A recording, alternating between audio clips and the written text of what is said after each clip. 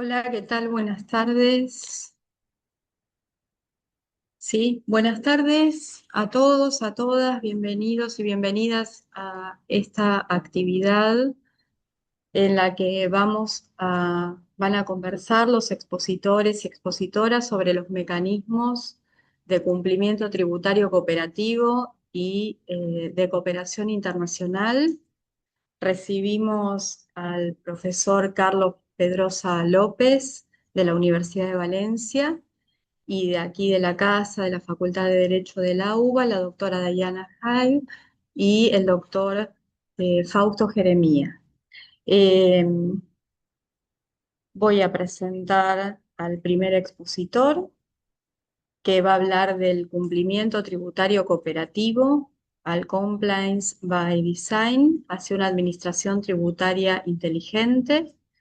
El doctor Carlos Pedrosa López es profesor titular de Derecho Financiero y Tributario de la Universidad de Valencia. Es doctor en Derecho por la Universidad Carlos III de Madrid, especializado en Fiscalidad Internacional y Derecho Tributario de la Unión Europea. Posee un doble máster en Tributación y Asesoría Fiscal por el Centro de Estudios Financieros y la Universidad a Distancia de Madrid y es licenciado en Administración y Dirección de Empresas y Derecho por la Universidad de Valencia, entre muchas otras cosas que a quienes les interese compartimos luego su CV. Así que le voy a pasar la palabra al doctor Carlos Pedrosa López. Bienvenido. Muchísimas, muchísimas gracias, profesora Coronelo. No sé si... No sé qué pasa.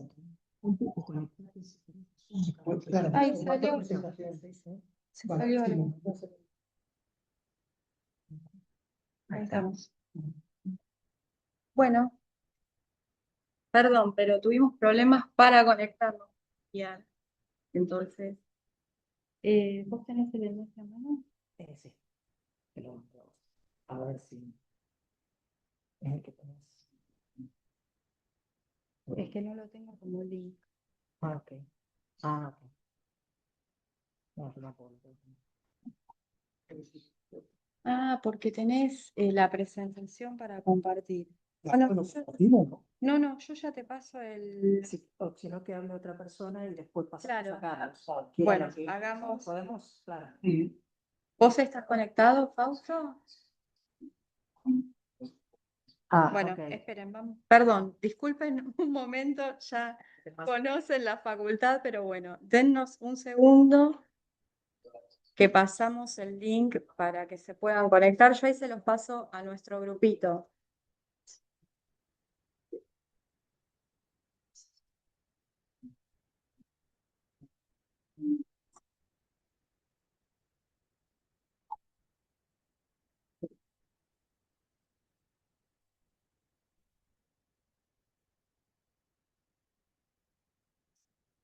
Ahí les acabo de pasar. Muy bien.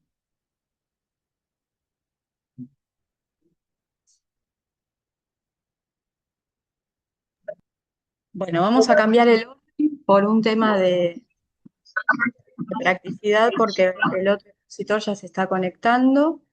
Va a comenzar el doctor Fausto Jeremía, que es abogado por la UBA, tiene un posgrado en finanzas por la UCA, maestría en Derecho Tributario por la Universidad de Itela, programa semestral de intercambio de la Universidad de Texas, fundador de Jeremía and Company, donde ejerce como especialista en Derecho Tributario Internacional orientado al ecosistema startup, docente en la UBA y en programas de posgrado, expositor invitado en la Comisión de Tributación Internacional de la Asociación Argentina de Estudios Fiscales, autor en publicaciones como Tax Notes Internacional, mención especial en la 13ª IFA Latam del 2025 y reconocido por la International Tax Review. Él nos va a hablar de la incertidumbre codificada y la necesidad de una gobernanza fiscal cooperativa. Te pasamos la palabra, Fausto, entonces.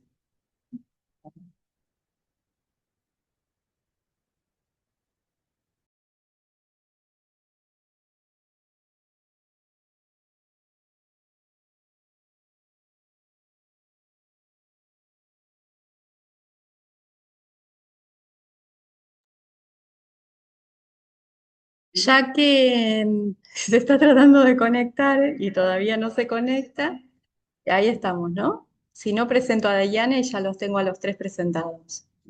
Dale.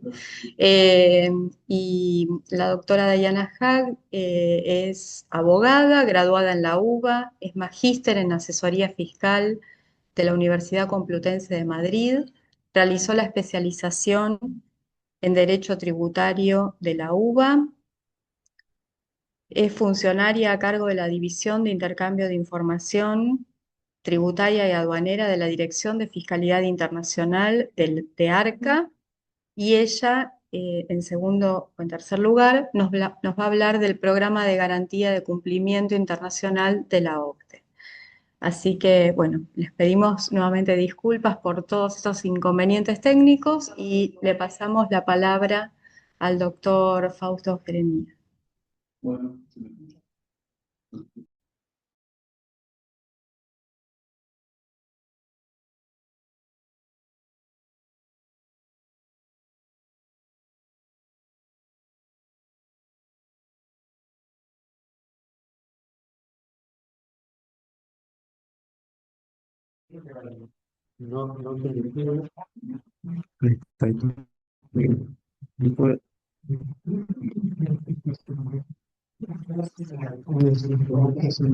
Sí, el wifi nos... Wey. No, ahí está, ahí espero que me están escuchando, ¿no?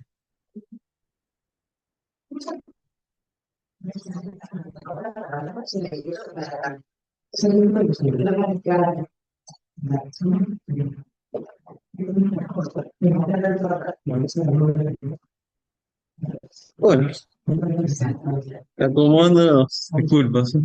Bueno, Sí, bueno, sí, vamos con doble vamos con pantalla. doble pantalla. Bueno, a ver, Bueno, a ver, nos acomodamos. nos acomodamos.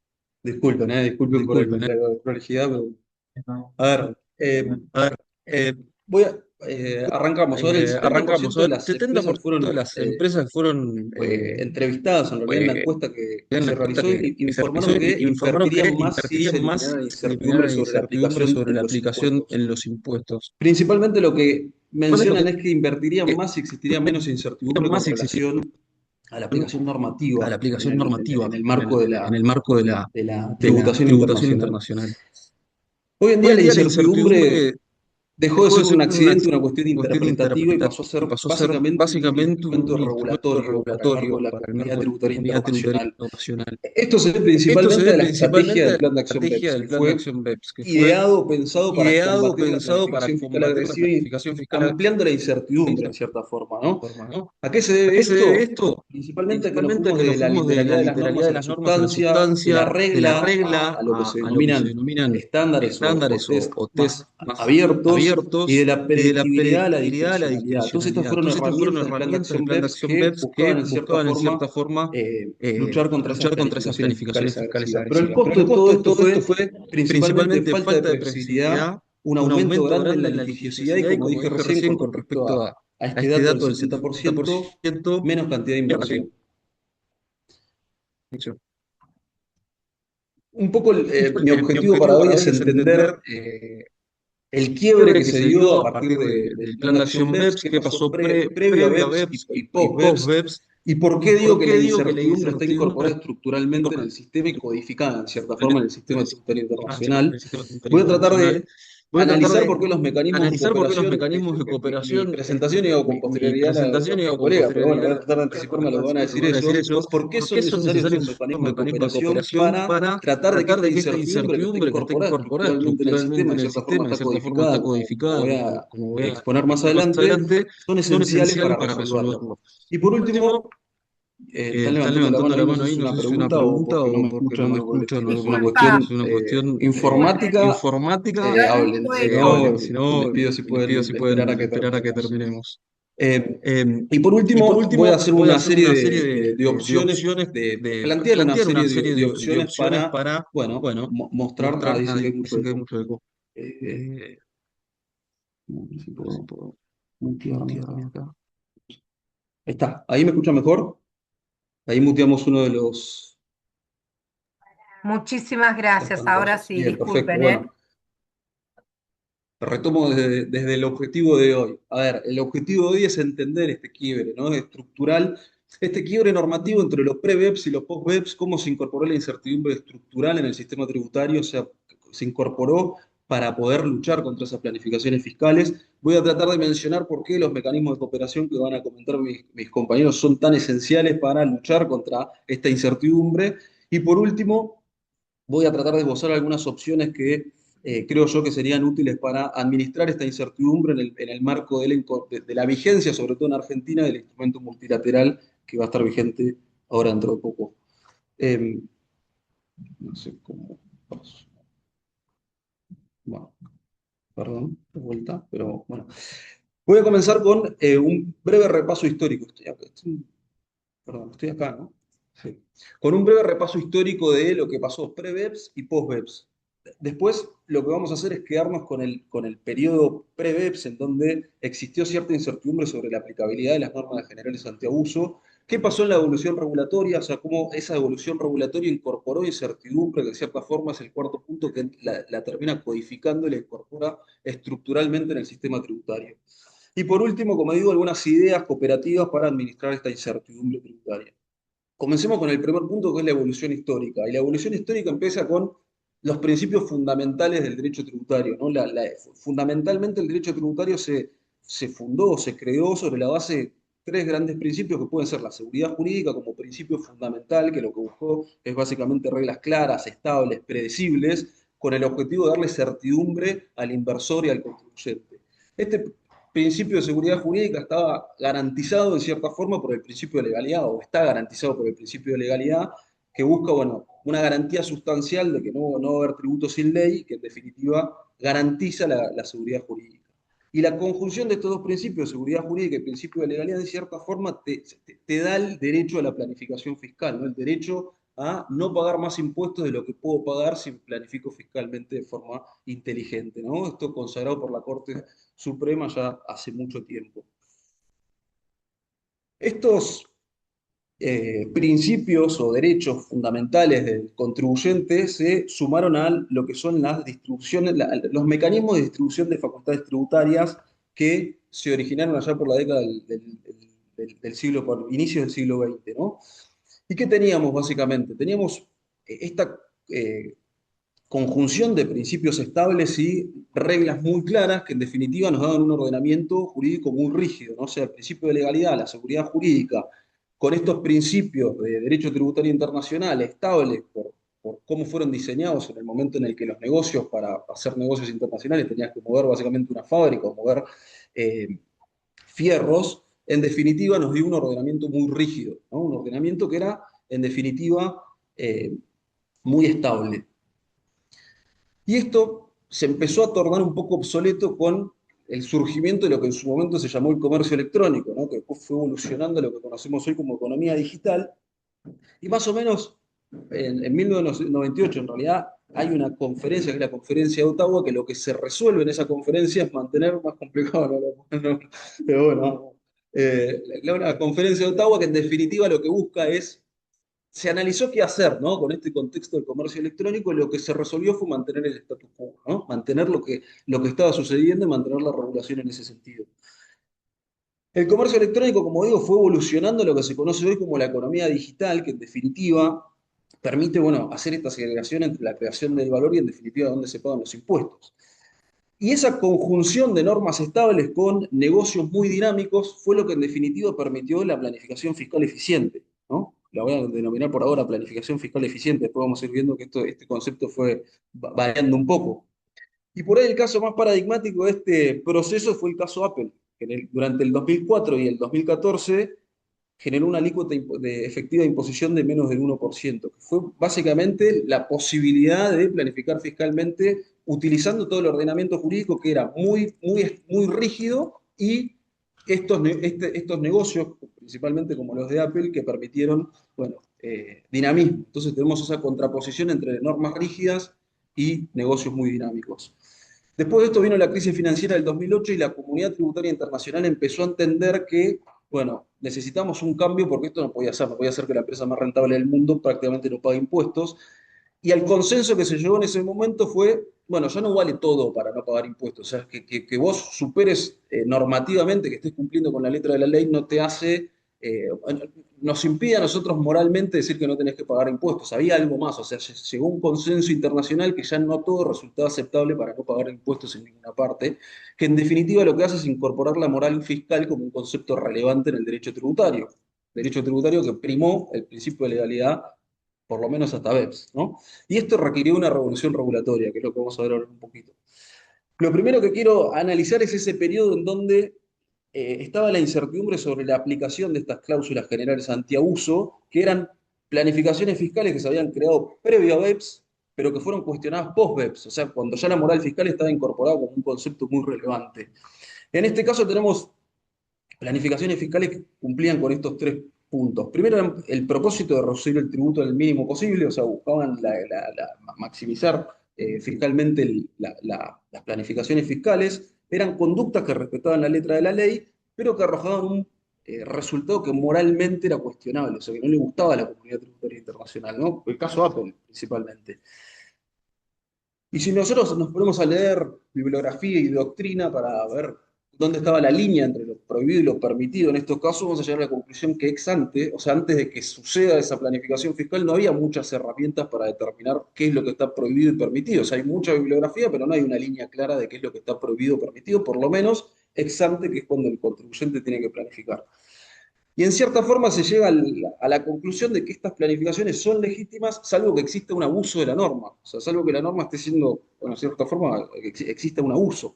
¿Y cuándo existe abuso de la norma? Bueno, ahí es cuando nos metemos en cuestiones que son muy subjetivas, que son discrecionales, que entra lo valorativo y que requiere un análisis caso por caso para en definitiva determinar si existe o no una planificación fiscal que no es legítima o que es, bueno, e incorrecta moralmente, si podemos decirlo de esta forma.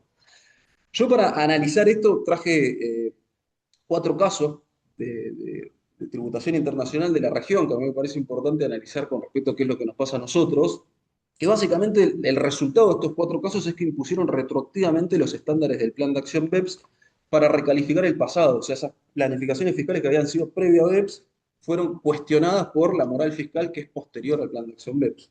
En definitiva, priorizaron la moral fiscal sobre el principio de legalidad en todos estos casos. Son 4 casos, todos tienen los mismos hechos, son muy distintos los casos, pero todos respetan estos parámetros, cumplían con la letra de la ley para tener el beneficio fiscal, habían sido diseñados previo a BEPS y fueron cuestionados con posterioridad a BEPS, y los CDI o la normativa no contenía una cláusula general antiabuso incorporada dentro de los convenios. Hay uno de los casos que no es de convenio, pero lo incorporo como muy, muy importante. En definitiva, en todos estos casos se cuestionó porque se consideran abusivas las transacciones, las planificaciones fiscales. Uno es el caso Molinos, de Argentina, que lo conocemos, de la Corte Suprema, que en definitiva, por una confluencia armónica de principios, no lo dice de esta forma, pero pone por encima del principio de legalidad. No importa que hayan cumplido con la letra de la norma, sino que se considera abusiva la transacción. Arrendadora móvil es un caso de la Corte Suprema de Perú que lo que hace es analizar el concepto del beneficiario efectivo aplicando un test subjetivo. No solamente el test del beneficiario efectivo cumpliendo con determinados requisitos objetivos, debería poder superarlo, y en este caso la Corte Suprema implementó un test subjetivo para considerar que no estaba superado. El caso Nestlé es un caso en donde se aplican las normas de precio de transferencia en Uruguay, que en ese momento no estaban vigentes ni siquiera las normas de precio de transferencia, y las funciones DEMPE, que es algo que incorpora el plan de acción BED, para cuestionar retroactivamente una cesión tangible que había sido realizado a un precio vil. Y el último es el caso Praxair, que lo tenemos bastante vigente por el dictamen de la Procuración, que utiliza la finalidad fiscal como elemento decisivo para, bueno, desconocer el beneficio que había tenido el contribuyente, principalmente aplicando el fallo Molinos, ¿no? La administración tributaria es lo que hace, y en este caso el dictamen de la Procuración menciona que el elemento objetivo es importante a la hora de hacer este análisis. No solamente nos tenemos que quedar con la finalidad de la norma, sino que el elemento objetivo es importante porque en definitiva te trae la Convención de Viena sobre el derecho de los tratados para analizar si en definitiva ese resultado estaba en contra de lo que buscaba el convenio. En definitiva, primó la moral fiscal sobre el principio de legalidad en la región, en este periodo donde estaban planificaciones fiscales previo a BEPS y todavía las normas no estaban incorporadas en el derecho doméstico de los países. ¿Cuál fue la evolución regulatoria y qué es lo que se necesitó, qué es lo que buscó BEPS para pelear contra las planificaciones fiscales agresivas, ¿no? Que después fueron denominadas de esta forma? Como dije, arrancamos con un ordenamiento jurídico que era estático, de lenta modificación y muy predecible, y lo que se necesitó fue virar hacia un ordenamiento jurídico que sea dinámico, que sea flexible y que en definitiva sea adaptable a este nuevo contexto y a la nueva forma de hacer negocios, ¿no? Dos herramientas principales se utilizaron en este proceso, muchas otras, pero son las principales. La primera es la proliferación del soft law como mecanismo de regulación. El soft law es esta norma que no es vinculante, o sea que es, salvo en la incorporación al derecho doméstico de los países, es una norma que no es vinculante para los contribuyentes. Pero por esta misma razón son flexibles, son fácilmente modificables, son adaptables a nuevos contextos, en definitiva facilitan mucho la cooperación y permiten adaptarse a nuevos modelos de hacer nuevas formas de hacer negocios. Los ejemplos más claros son el modelo OCDE, los comentarios al modelo y las directrices de precio de transferencia. Sobre las directrices de precio de transferencia, Eduardo Baistrowski y Milton Maya publicaron un libro de precio de transferencia que analizan todos los litigios de precio de transferencia de la región, en donde dicen que en todos los fallos de precio de transferencia de la región encontraron que las guías de precio de transferencia se utilizan como fundamento para, bueno, para fundar las sentencias, ¿no? Por lo cual, si bien no son vinculantes, la realidad es que tienen mucha fuerza vinculante para las empresas multinacionales, porque en definitiva se terminan utilizando para fallar en estos casos de precio de transferencia. Y otra de las herramientas muy importantes fue cómo fue virando de las normas denominadas reglas, que son esa norma que determina y anuncia el contenido del derecho por adelantado. O sea, ex ante a mí me permite motivarme de esa norma porque es una fecha, porque es un tipo de entidad, porque es algo objetivo que yo puedo verificar si cumplí.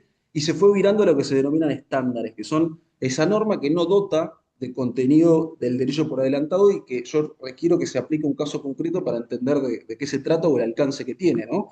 Obviamente que generan mucha incertidumbre estas normas porque no sabes qué alcance tiene y en definitiva requieren jurisprudencia para determinar el alcance. Estas herramientas son las que utilizó el Plan de Acción BEPS para implementar toda esta lucha contra las planificaciones fiscales agresivas. En definitiva, acá hay un cuadro con todas las acciones del Plan de Acción BEPS. De un lado tenemos el alcance vinculado a los CDI, los estándares mínimos, un poco los objetivos, pero en definitiva, en esencia, el Plan de Acción BEPS lo que buscó fue, bueno, una respuesta política a esta situación de las planificaciones fiscales agresivas, actualizando normas obsoletas y transformando en normas dinámicas, que sean adaptables a distintos contextos. Eso es un poco lo que buscó en esencia el Plan de Acción BEPS. ¿Y cómo se diseñó? Se diseñó básicamente por cláusulas antiabuso, que como venimos diciendo, un poco vinculado con los estándares, son genéricas, son poco operativas, requieren aplicaciones a casos concretos, mucha subjetividad, mucha discrecionalidad en la aplicación. En definitiva, el Plan de Acción BEPS lo que hace es instalar esto que dijimos de la moral fiscal como un concepto que viene a revolucionar el derecho tributario que estaba hasta ese momento, bueno, regido por el principio de legalidad como bueno, principio rector de la materia. Entonces, el Plan de Acción BEPS lo que hace en definitiva es incorporar la moral fiscal, como vengo diciendo, ¿no? ¿Y por qué digo esto de la incertidumbre codificada o de la incertidumbre estructural dentro del derecho tributario? Porque en definitiva el Plan de Acción BEPS, principalmente por medio de la Acción 15, que es el instrumento multilateral, lo que hace es codificar esa incertidumbre. Ya no tenemos dudas, como me voy un poquito para atrás, dudas sobre si aplican o no aplican esas cláusulas generales antiabuso. Lo que tenemos hoy es la incertidumbre de cómo va a aplicar esa cláusula genérica antiabuso. El EMA Ley lo que hace es codificar formalmente la incertidumbre, lo que hace es modificar de forma de vuelta rápida, coordinada, esto que decimos, que es una norma bastante dinámica y de manera simultánea todos los convenios que, bueno, que cumplan con los requisitos para estar dentro de estas modificaciones, en definitiva incorporando los estándares mínimos del Plan de Acción BEPS. En definitiva, lo que hace el EMA Ley es implementar y codificar este nuevo paradigma de derecho tributario, que es la subjetividad por ahí como rector en todo esto. ¿Y qué cambios se incorporó? Y acá hubo una diferenciación entre las cláusulas específicas ante abuso, que para mí son la solución que debería darse a todo esto, después voy a decir por qué, y las cláusulas genéricas ante abuso, que en definitiva es principalmente el test del propósito principal, que es la norma que incorpora por excelencia el EMA Ley. En definitiva, las cláusulas específicas ante abuso, yo digo que bueno, son una regla, esto que veníamos diciendo, que te dan algo objetivo para motivarte, funcionan como un arpón o como un bisturí, digo, van a un tipo de esquema de elusión específico y te dan criterios objetivos y formales para que vos te puedas motivar sobre esa norma en particular. El EMA-Ley lo que hace en este sentido es mejorarlas, en cierta forma incorporar algunas. Podemos mencionar las reglas antihíbridos, las cláusulas de limitación de beneficios, los periodos mínimos de tenencia para la venta de acciones. En definitiva, te dan fechas, te dan cuestiones objetivos que te permiten motivarte de eso y te da mayor certeza y previsibilidad. Pero por el otro lado incorpora, que es por ahí lo más trascendental, el EMA-Ley incorpora la cláusula general antiabuso como codificándola dentro de los convenios. Que básicamente es un estándar, ¿no? No tenemos la certeza de cómo va a aplicar este estándar hasta que no termine aplicando casos concretos. Les leo la definición de Mariano Grachia de qué es una cláusula general antiabuso, que me parece que está buena. Dice, es la norma que habilita al gobierno y solo al gobierno a pasar por alto el sentido literal de las leyes tributarias en los casos en el que el contribuyente ordene sus negocios con el principal propósito de reducir su carga impositiva de una manera contraria al propósito de la ley. Incluso, dice, si de ese modo se ajusta literalmente a las reglas tributarias. En definitivo, lo que hace es incorporar esto, lo subjetivo, la intención, analiza el propósito y desconoce un poco la literalidad de la norma, este tipo de cláusulas generales antiabuso. Aplican ex post, o sea, quiero decir que termina dándole alcance ex post, y en definitiva, bueno, menciono acá que es la norma que incorpora la incertidumbre codificada, la incertidumbre estructural dentro del sistema tributario. En definitiva, el EMA-Ley profundiza y mejora las cláusulas específicas antiabuso. Sin embargo, el impacto determinante del EMA-Ley es que codifica formalmente este estándar eminentemente subjetivo y discrecional que es el test del propósito principal. En esta diapositiva lo que trato de hacer es explicar cómo debería funcionar el test del propósito principal, pasando del elemento subjetivo al elemento, o sea, es más complejo, por ahí va para una charla en particular, pero digo, hay dos elementos muy trascendentales en el test del propósito principal. Uno es el elemento subjetivo, que es, bueno, si la obtención del beneficio fue uno de los principales objetivos del contribuyente, pero por otro lado, bueno, muchas veces en Argentina lo que pasa es que nos salteamos del elemento subjetivo a la consecuencia, ¿no? Pasamos, decimos, bueno, sí, fue el principal objetivo del contribuyente y saltamos a rechazarle el beneficio. Esto fue un poco lo que pasó en Praxar, pero en Praxar el dictamen de la Procuración dice, no basta con que sea el principal objetivo, lo que tenemos que ver es si ese principal objetivo estaba en contra o no era coherente con el objeto fin del tratado. En definitiva, ¿por qué es esto? Porque la Convención de Viena sobre el derecho de los tratados lo que hace es, bueno, decir, analicemos el convenio teniendo presente el objeto fin del tratado. A esto se le suma algo muy relevante en materia de interpretación, que es el preámbulo modificado, que por ahí pasa desapercibido, pero la realidad es que es muy relevante, porque el preámbulo modificado le modifica el objetivo del convenio. O sea, no solamente es un convenio para evitar la doble imposición, sino que a partir de ahora son convenios para evitar la doble imposición y evitar situaciones de doble no imposición o situaciones de no tributación. Por lo cual, el preámbulo, que parece algo poco trascendente, en definitiva, te está dando el objeto fin del convenio, que es, a partir de ahora, también evitar situaciones de doble no imposición. En definitiva, esta sinergia entre estos dos elementos, que uno es el preámbulo modificado y el otro un mecanismo eminentemente subjetivo, es lo que desplaza o le da primacía a lo que es la subjetividad por sobre la objetividad en materia de derecho tributario internacional. Voy a mencionar creo que son 6 puntos con respecto a por qué el PPT es tan cuestionable en términos de incertidumbre para el contribuyente, y después voy a tratar con esto tratar de dar algunas ideas de las soluciones que yo, bueno, no sé si soluciones, pero algunas ideas que tengo yo como para tratar de darle más certeza en este marco de incertidumbre codificada. El primero es la subjetividad del término. ¿Qué significa el propósito principal, no? Si es una cuestión más cuantitativa o cualitativa. El segundo punto es cómo se prueba la intención del contribuyente, si podríamos probarlo con actas de directorio, con contratos, o cómo hay que probar esa subjetividad. El tercer punto es la ausencia de puertos seguros, de safe harbor, como para que el contribuyente pueda objetivamente sentirse protegido cumpliendo con determinadas cuestiones objetivas, sentirse protegido, está cumpliendo está superando este test. Hay un fallo interesante de la justicia india que es Tiger Global, que en definitiva lo que hace es un fallo que va bastante más allá, pero digo, en definitiva, lo que hace es darle mucha primacía al certificado de residencia fiscal, ¿no? Que es importante que no los desconozcamos, porque en definitiva son parte bueno, del derecho público de otros países y hay que darle esa importancia. Otra cuestión vinculada con la incertidumbre del test del propósito principal es la interacción entre las normas específicas antiabuso y las normas generales antiabuso. En definitiva, ¿cuál es la prelación que tienen estas dos normas? Si yo estoy superando las normas específicas, por ejemplo, las normas de precio de transferencia o capitalización exigua, me pueden cuestionar la transacción por, bueno, una norma general antiabuso. Y estaría muy bueno que esto empiece a, bueno, ser más relevante si estoy cumpliendo las normas específicas. Un caso muy bueno con respecto a este es Forestal Aurora, que es el primer caso chileno en donde se aplica una norma general antiabuso. Es un caso de derecho doméstico chileno, o sea, aplica la norma doméstica, pero está muy bueno porque se ve muy bien esta situación, ¿no? Vayan en contra del contribuyente, pero bueno, es muy interesante por eh, el análisis que se hace con respecto a eso. Después yo planteo el rol que va a tener la jurisprudencia en todo esto, ¿no? Es muy importante que la jurisprudencia empiece a poner ciertos límites para saber, para empezar a dar certidumbre, ¿no? A este instituto del test del propósito principal. Hay un fallo también de la justicia india, que la justicia india se caracteriza por tener, bueno, por ser muy pro contribuyente, muy pro importación de capital, ¿no? Es el fallo Lowy, que es de este año, a principios de este año, que le pone un límite a la aplicación del test del propósito principal, que está muy bueno para el que esté analizando alguna cuestión de esta, es muy interesante.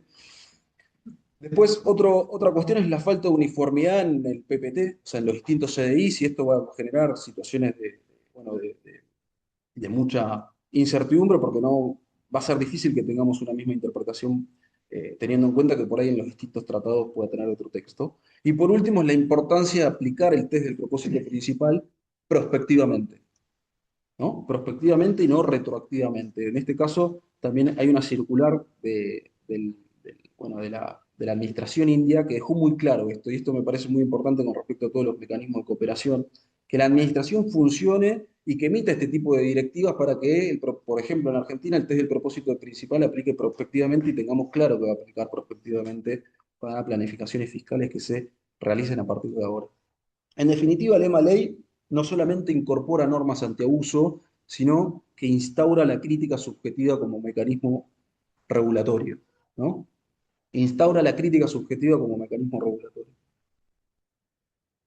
Como un poco como conclusión, ahora eh, hago un cierre con respecto a los puntos que planteo como intento de solución, pero para entender un poco la idea, veníamos de un mundo que estaba primado por el principio de legalidad, que eso permitió la planificación fiscal eficiente. Este nuevo paradigma subjetivo que en un momento fue sobre la aplicabilidad de las cláusulas generales antiabuso y después sobre la incertidumbre codificada, en definitiva, nos trajo una incertidumbre estructural. Incertidumbre estructural que difícilmente tendrá o podrá cambiarse en el futuro. Yo creo que estamos dentro de un mundo de derecho tributario, una normativa de derecho tributario que como están las cosas probablemente nunca lleguemos a tener una certeza total o una certeza absoluta. Pero lo que planteo yo es que en ese contexto en donde la incertidumbre va a cumplir un rol preponderante, el análisis subjetivo, lo que tenemos que tratar de hacer es administrar esa incertidumbre, tratar, por medio de la gobernanza cooperativa y de todos estos mecanismos de cooperación, que esa incertidumbre sea al menos un poco más predecible o que tengamos un poco bueno, de cuestiones un poco más objetivas para darle certidumbre al contribuyente. Ahí marqué algunas tendencias globales que ahora lo voy a saltear porque lo van a comentar más en profundidad mis compañeros. Pero yo planteo 5 puntos, 5 o 6 puntos, creo que son 5, de ideas para tratar de que el PPT, el test del propósito principal, no sea tan abierto y que podamos en cierta forma darle al contribuyente, a ese contribuyente que quiere cumplir con la letra de la norma, que quiere quedar resguardado con el ordenamiento jurídico, darle cierta certidumbre. El primero es instar a las administraciones tributarias y a los jueces que establezcan ciertos criterios objetivos, o sea, que cumpliendo determinados criterios objetivos yo me sienta cómodo diciendo que estoy cumpliendo con ese test del propósito principal. Otra idea es estos, bueno, los APA, que por ahí forzando un poco el instrumento que por ahí está más vinculado con lo que es la materia de precio de transferencia, pero digo, buscar una solución similar para que yo pueda ir y validar mi estructura con la administración tributaria o con las administraciones tributarias, pero en definitiva lograr en cierta forma darle certidumbre que mi holding en tal país va a estar cumpliendo con el test del propósito principal, o sea, superando el test del propósito principal. Usar la hermenéutica cooperativa, digo, entre las administraciones tributarias de la región para tratar de, bueno, estandarizar el test del propósito principal, obligar a que se haga este análisis del elemento objetivo de alguna forma, incorporar normas que le den primacía normativa a las cláusulas específicas antiabuso, esto que había mencionado hace un rato con respecto, bueno, si cumple una cláusula específica antiabuso, me aseguro el resultado, o sea, me estoy asegurando de que no me van a aplicar una cláusula general antiabuso para desconocer algún beneficio del tratado. Y por último, esto de la aplicación prospectiva, que a mí me parece muy importante, sobre todo en nuestra región, en donde tuvimos esos 4 fallos que aplicaron un poco la moral fiscal retroactivamente. Dejar claro por medio de dictámenes de la Dirección Nacional de Impuestos o de encontrar una solución para que quede muy claro que estas normas van a aplicar de forma prospectiva y que no las vamos a aplicar de manera retroactiva para asegurarle al contribuyente que no tenga que estar revisando por ahí cuestiones que ha realizado en el pasado. En definitiva, y para cerrar, el marco post-BEPS incorporó, bueno, como algo necesario la incertidumbre para poder luchar contra las planificaciones fiscales, porque el ordenamiento tan rígido no se lo permitía. Entonces, la incertidumbre, la codificación de la incertidumbre fue algo necesario para el ordenamiento jurídico, pero generó un costo enorme. Acuérdense de ese 70% que mencioné al principio, todavía estábamos medio desconectados con la red, pero bueno, ese 70% de que la inversión ese 70% de inversión que se pierde por la incertidumbre, ¿no? Entonces, en definitiva, esta incertidumbre que ya está incorporada medio estructuralmente en el ordenamiento tributario internacional, yo no la veo como algo eliminable, pero sí como algo que tenemos que tratar de administrar, algo que tenemos que tratar de generar estos puentes institucionales por medio de todo lo que van a comentar mis compañeros, para tratar de que esa incertidumbre sea más administrada, ¿no?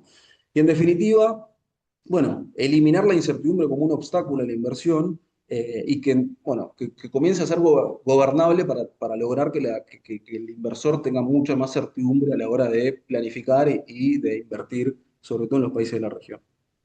Bueno, muchas gracias.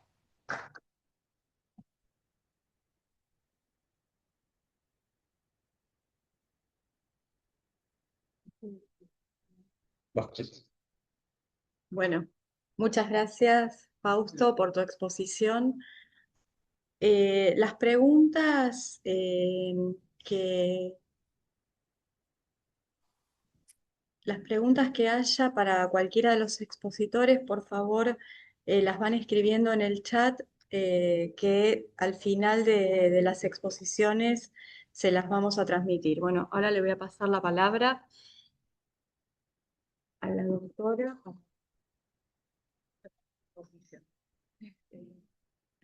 ¿Sí? Ahí. Buenísimo. Ya está todo.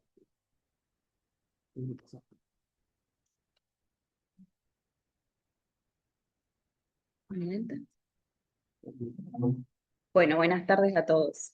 Un poco recién con la introducción de Fausto, que estuvo bueno que alteremos el turno porque nos dejaste el pie para los otros temas. Así que fue un evento fortuito, pero afortunado.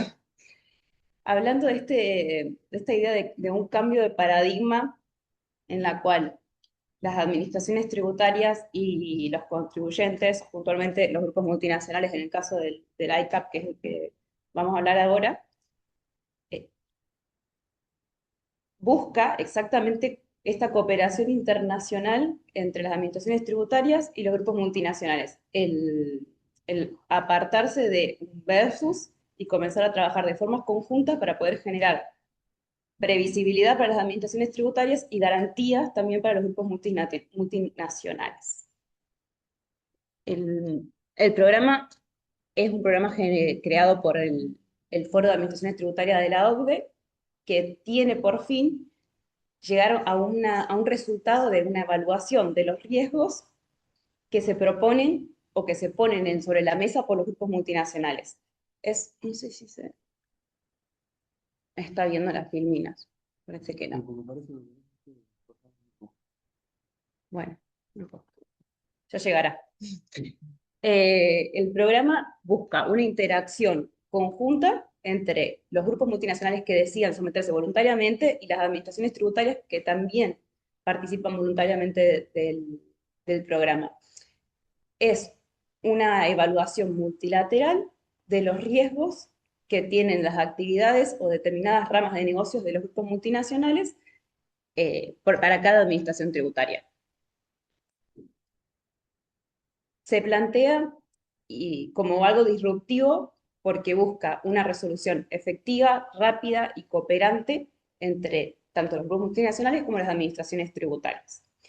No requiere gran utilización o gran manejo de información por fuera de la que los grupos ya tienen que generar, como toda aquella documentación relativa a precios de transferencia que viene en la acción 13 de los webs que venía comentando Fausto. Y creo que no. No, pero sé por qué, perdón. Un segundo, vamos a ver si podemos solucionar el tema de la filmina.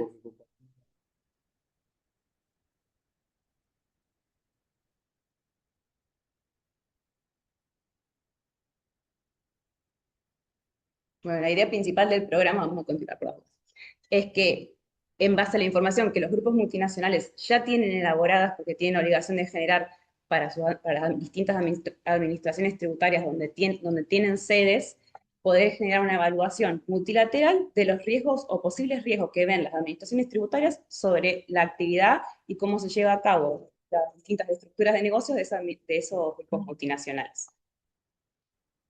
Requiere puntualmente de que los contribuyentes que se adhieran voluntariamente al programa y decidan participar, lo hagan con total transparencia y cooperación, abriendo y explicando, compartiendo con las administraciones tributarias partícipes sus líneas de negocios, su documentación interna, su planificación fiscal. Recomiendan el manual de la OCDE que establece los procedimientos, los plazos y... Sí, pero no se ve. Y lo demás, ahí está. No pasa nada. Ahora sí. Eso ya. Recomiendan a los grupos multinacionales que decidan participar que tengan una estrategia tributaria definida, aprobada por sus directorios, que tengan una planificación fiscal que puedan compartir y que dé sustento a lo que van a someter a evaluación. Estas son una de las principales características que tiene el programa, que habla de el uso informado y dirigido, porque permite reuniones entre las administraciones tributarias que forman parte y los grupos y la cabeza matriz del grupo multinacional, donde los grupos tienen la posibilidad de explicar y compartir con las administraciones tributarias todo aquello que justifique lo que diga sus informes país por país o sus master o local files. Esto viene a simplificar de que en un conjunto, en una sola reunión que se lleve a cabo con un conjunto de administraciones tributarias que formen parte, el grupo puede explicar su operatoria transnacional de forma completa. Y las administraciones tributarias van a compartir información entre ellas, aparte de la información que presenta el grupo que se postula voluntariamente para formar parte del ICAP, e intercambiar interpretaciones de los posibles riesgos que ven a la planificación fiscal o a la estructura que tiene el grupo multinacional que forma parte de esta evaluación. El objetivo, como veían más adelante, es prevenir disputas futuras. El ICAP no da seguridad jurídica en el sentido de que las administraciones tributarias aseguren que luego no van a poder fiscalizar o ir a investigar esos periodos fiscales que se sometieron a evaluación, o esas operaciones o esas ramas de negocio que se sometieron a evaluación. Lo que sí aporta es, de buena voluntad de todos los partícipes del programa, es cierta certeza jurídica de que, habiendo analizado toda la información y documentación que se puso a disposición, habiendo dialogado las administraciones tributarias entre ellas, las actividades o las ramas que se someten a consideración se consideran de bajo riesgo, y que la administración tributaria, habiendo ya analizado y no fiscalizado, sino más que bien investigado y llegado a una resolución de cómo debería ser el tratamiento fiscal que se le da a esas ramas y que está acorde a lo que viene dando el grupo, no va a insumir recursos humanos futuros para poder volver a ver los mismos periodos fiscales y las mismas actividades o ramas de negocios que ya analizó y considera de bajo riesgo. El programa inició con un programa piloto en 2018, donde participaban 8 administraciones tributarias, un segundo programa piloto en el 2019, donde ya estaban adheridas 18 administraciones tributarias, actualmente hay 23. Si evaluamos un poco lo que es 2019 hasta 2025, no es que se incrementaron gran cantidad de administraciones tributarias, es un programa que está en vías de desarrollo y creciendo. Es más, la OCDE tiene su propia página web para el programa, donde se puede ver el manual que generaron, y en complementación con ese manual hay unas preguntas frecuentes que vienen para la redundancia, complementarlo, porque son el resultado de la práctica de las distintas evaluaciones que se han realizado, que se ha visto o que hay temas que con los plazos que se propusieron en el manual, que eran muy ambiciosos, que no se estaban logrando en la realidad y se adecuaron, o preguntas frecuentes de cuándo un grupo multinacional puede participar, si puede participar un grupo multinacional cuya administración tributaria líder, que vamos a ver ahora cuál es el rol, no está adherida al ICAP, y todas estas cuestiones que complementan el manual de un inicio, que es del 2020, fines de 2019, se complementan, para la redundancia, con estas preguntas frecuentes. El programa prevé 3 roles. El primero es el del grupo multinacional, que es el que decide participar de forma voluntaria del ICAP, es el impulsor del programa, que debe presentarse ante su administración tributaria, que va a ser considerada administración tributaria líder, donde tenga su casa matriz o la entidad matriz última de ese grupo, para manifestar su interés de participar de este programa. Particularidad a tener en cuenta del grupo multinacional es que tiene que tener una intención de abrir el juego a las administraciones tributarias, de compartir su información, siempre mirando el programa o la evaluación desde el lado cooperativo y no desde el lado de que luego va a traer una fiscalización o lo que fuere. Todas las partes que participan del programa tienen que hacerlo cambiando ese paradigma de aspectos contrarios o puntos contrarios, y comenzar a pensarlo como una situación global, que todos participan y discuten y intercambian datos para poder llegar a una resolución que sea la más hábil y eficiente tanto para la administración tributaria como para el contribuyente. Esto es el tema de la comunicación efectiva, tiene que estar dispuesto a presentar toda aquella documentación o datos adicionales que las administraciones tributarias soliciten. Otro de los roles es la administración tributaria líder, que como dijimos, en principio es la administración tributaria de la entidad matriz última del grupo que se somete a participar del ICAP.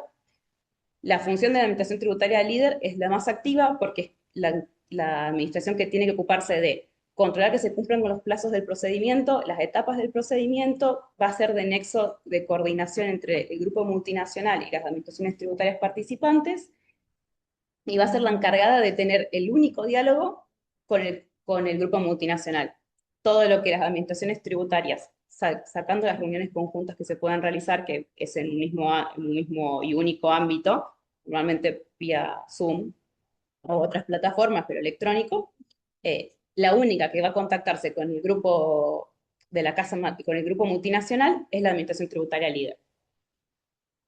Y el resto, el tercer partícipe de este programa son el resto de las administraciones tributarias participantes. Son aquellas administraciones tributarias donde el grupo multinacional tiene entidades constituyentes vinculadas y que considera que por el volumen de operaciones que realiza deben participar del ICAP. No hay obligación en cuanto a que todas las administraciones tributarias de los países donde este grupo tenga actividad o vinculación tengan que participar. Inicia a una propuesta del grupo, que es el que decide qué ramas de negocio quiere someter a evaluación del ICAP y qué administraciones tributarias le interesa que participen de esa evaluación, y luego también viene de la mano de que las administraciones tributarias participantes acepten esa participación y con qué alcance lo van a aceptar. Las administraciones tributarias partícipes tienen meramente el rol de interactuar entre las administraciones tributarias, evaluar la documentación que presenta el grupo multinacional intercambiar en las videollamadas conjuntas que hayan datos con este grupo, ser también transparentes en la información que las administraciones tributarias tienen hacia el grupo para que el grupo pueda compartir y explicar o adecuar a esta información los datos que está presentando y efectuar la evaluación final de riesgos. El procedimiento se estipula en 3 etapas. La primera es la etapa de selección, la segunda es una etapa de devolución de riesgos y resolución de asuntos o de conflictos. No todas las administraciones tributarias van a poder acceder a la etapa de resolución de asuntos o conflictos porque va a depender de la normativa interna de cada administración tributaria que le permita, en el marco del ICAP, negociar diferencias. Y la tercera etapa es la etapa de cartas de resultados. En la primera etapa,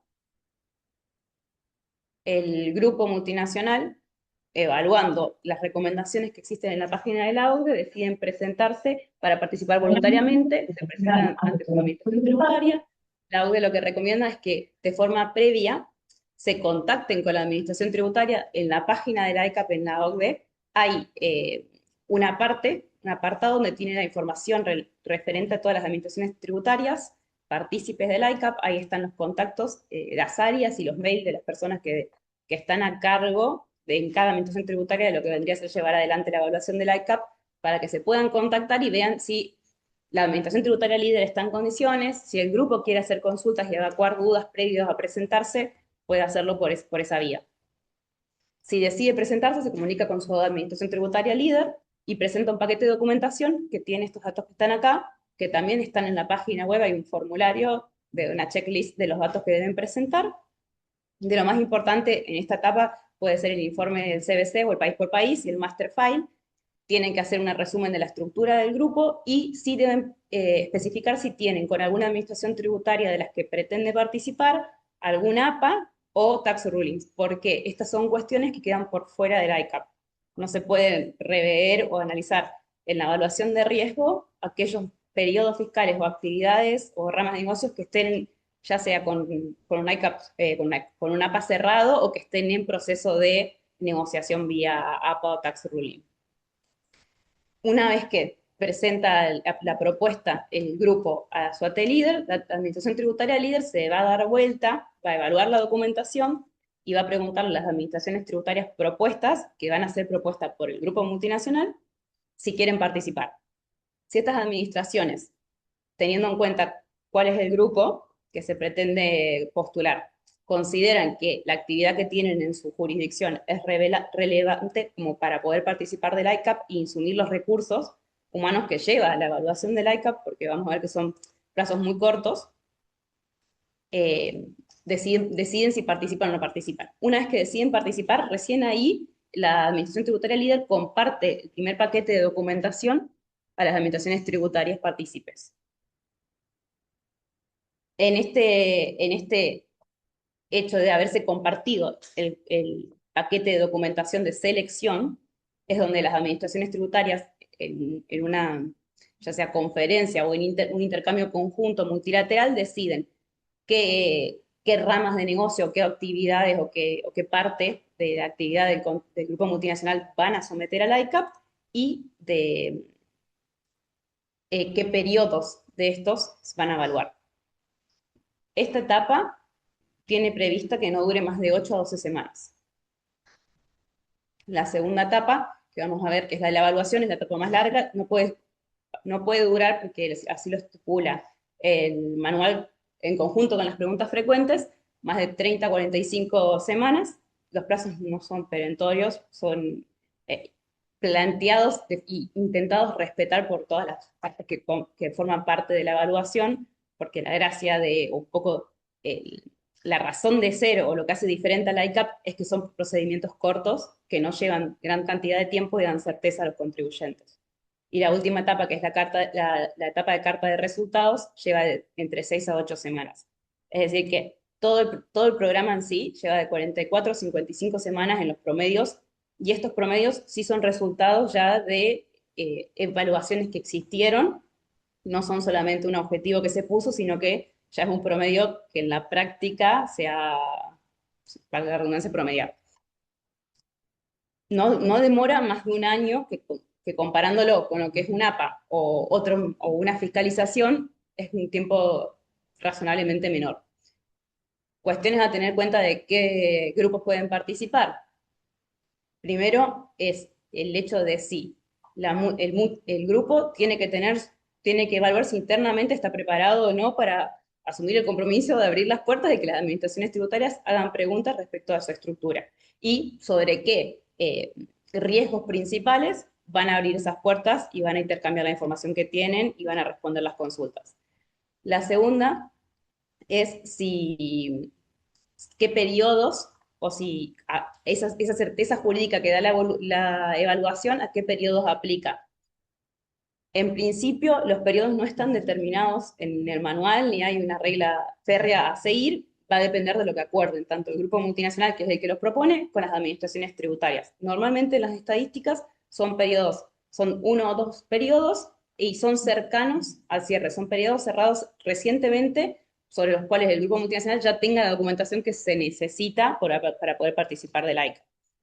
Algunas administraciones tributarias, cada una depende de su normativa interna, permiten la posibilidad de extender la seguridad jurídica del ICAP, este hecho de certificar o decir no vamos a revisar estas operaciones en X cantidad de periodos futuros, siempre que no cambien las condiciones. Esto va a depender de la normativa interna que tiene cada administración tributaria. Otra de las preguntas frecuentes que figuran en el manual es si solamente aquellos grupos multinacionales que realmente presenten el ICAP, el reporte CBC, pueden participar. Lo que dice el manual es que no, que cualquier grupo puede participar, así no supere el umbral que se requiere para presentar el informe país por país. Sí, va a tener que generar una documentación similar a la del informe para poder presentarlo a las administraciones tributarias. Del mismo modo que si un grupo que está radicado, su entidad controlante última está radicada en una jurisdicción que no está adherida al ICAP, puede participar de todos modos del ICAP. El manual prevé la posibilidad de que exista una administración tributaria líder subrogante que es elegida a propuesta del grupo. Normalmente es aquella jurisdicción de las participantes donde el grupo mayor presencia tiene y que más conocimiento tiene respecto de las actividades del grupo para poder dirigir el procedimiento y establece pautas que tiene que seguir este grupo multinacional que quiere participar para poder participar pese a no tener adheridas la jurisdicción de su controlante al programa. En la segunda etapa ya entra en el corazón del programa, se podría decir, que es donde se hacen las evaluaciones o los intercambios. Se prevé una presentación de documentación, ya documentación principal, donde aparte de los informes país por país y el master file, el grupo multinacional va a presentar los local file de cada jurisdicción que está participando del ICAP, sus estados financieros, un análisis de la cadena de valor, documentación de sus establecimientos permanentes y un programa donde explique de forma detallada sus transacciones aquellas transacciones cubiertas por la evaluación. En este programa lo que va a haber son múltiples reuniones, tanto de las administraciones tributarias como con el grupo como de las administraciones tributarias, únicamente de forma privada, donde van a debatir entre ellas los alcances que se dan a la evaluación, el riesgo que ve, qué información tiene cada una. Pueden hacerse repreguntas al grupo respecto de datos que falten. Todas estas reconsultas que se hacen al grupo se evacúan a través de la administración tributaria líder. Y prevé el manual del programa la posibilidad de que exista un proceso de resolución de conflictos. Este proceso de resolución de conflictos en la realidad va a depender de la normativa interna de cada jurisdicción si se puede llevar adelante o no. En caso de que se pueda, cuando existan diferencias de interpretación entre la tributación que considera el grupo que debe realizar y aquella que la administración tributaria partícipe cree que debería darle, el grupo puede ajustar su realidad tributaria a lo que está proponiendo la administración y así obtener una categoría de bajo riesgo. Esto es un poquito lo que ya veníamos comentando. Si uno de los grupos no está de acuerdo con el resultado de la evaluación al cual llega o el cual está debatiéndose en estas reuniones multilaterales, lo que puede hacer es primero plantear en el marco de las reuniones qué información más se necesita, explicar aquello que considera que no se está entendiendo, y si no, proponer este mecanismo de resolución de conflictos en caso que la administración tributaria que esté teniendo la discrepancia pueda acceder a ellos.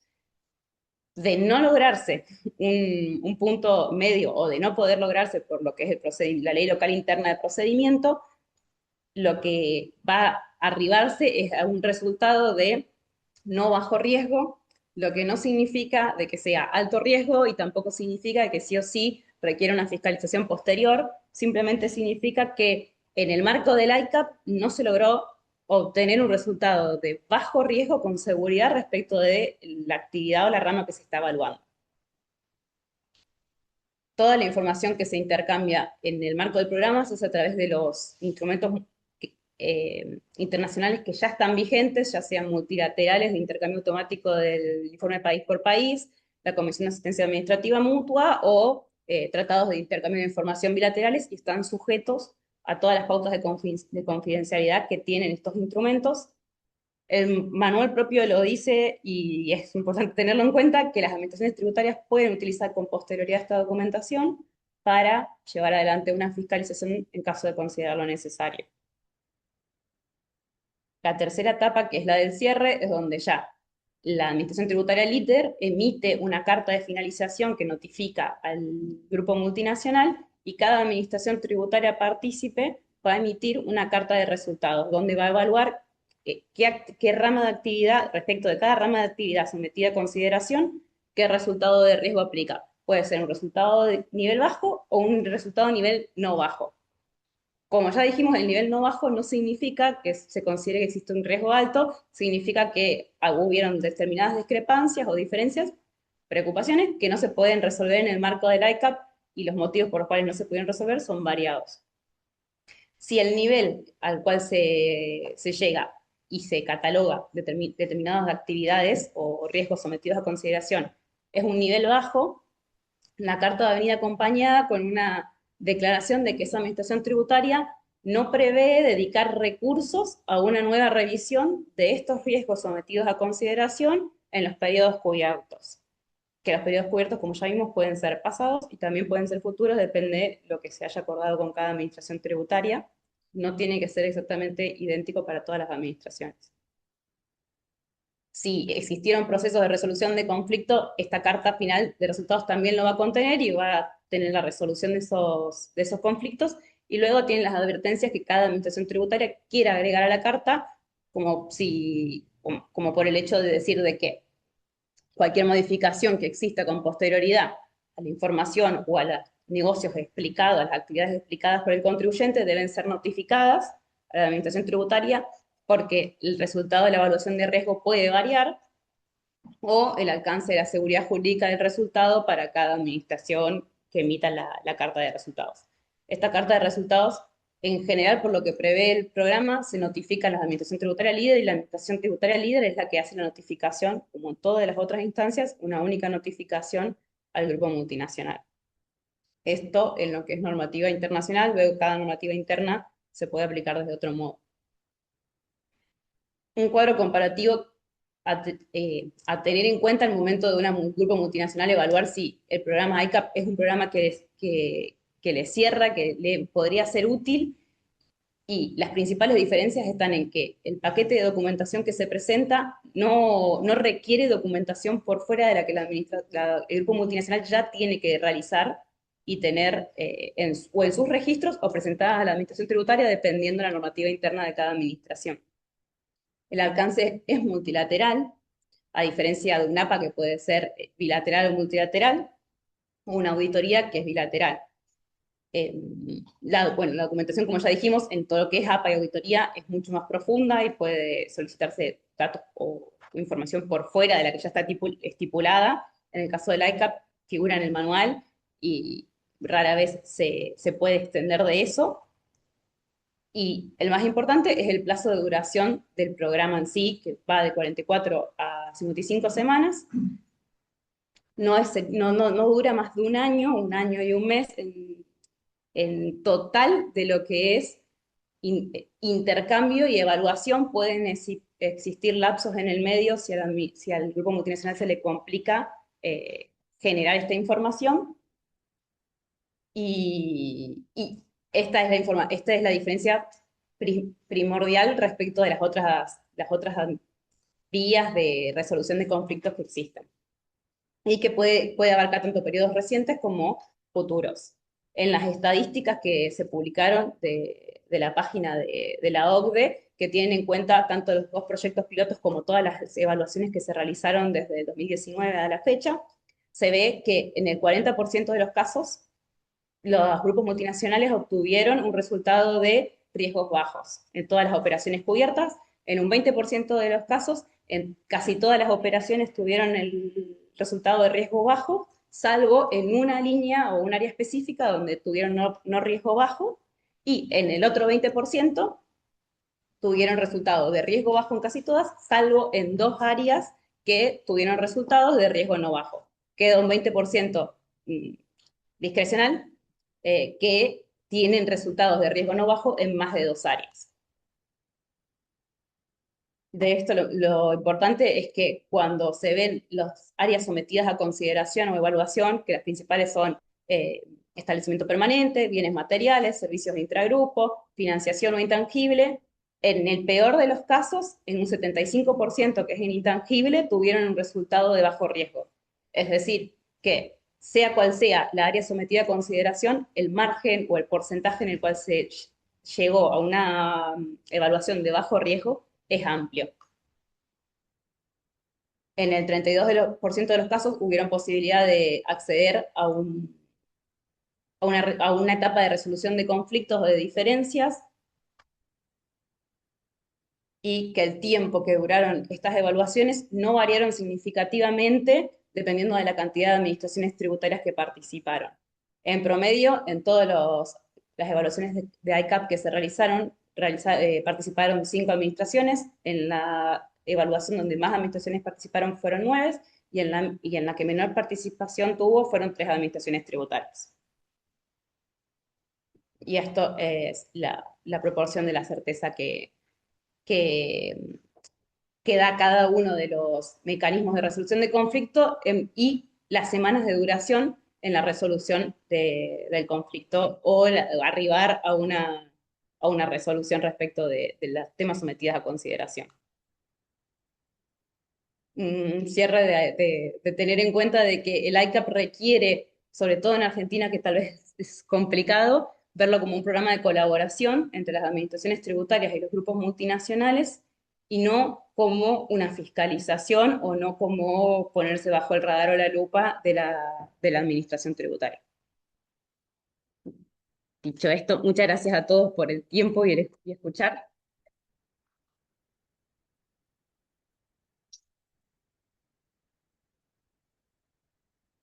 Bueno, muchas gracias, Dayana. Vamos a pasarle la palabra a Carlos. Creo que tenés que andar por acá.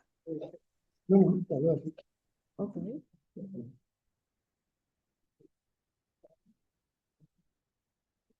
Carlos nos va a compartir pantalla.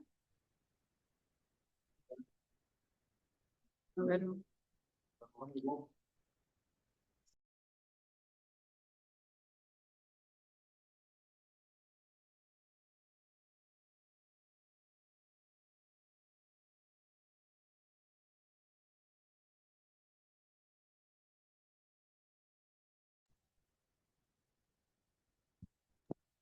Lo dije hace un ratito, pero aprovecho mientras se conecta para volver a comentarles que vamos a tratar de dejar los últimos minutitos por si hay alguna pregunta entre las personas que están aquí presentes o quienes están conectados, las pueden hacer por el chat.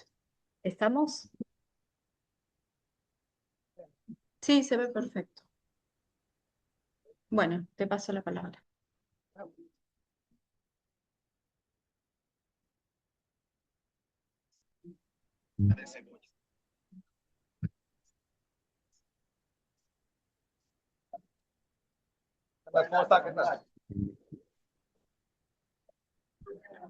Buenas tardes. Vale, buenas tardes. ¿Hay algún micro encendido? Te lo- Ok. Buenas tardes. ¿Me escuchan correcto?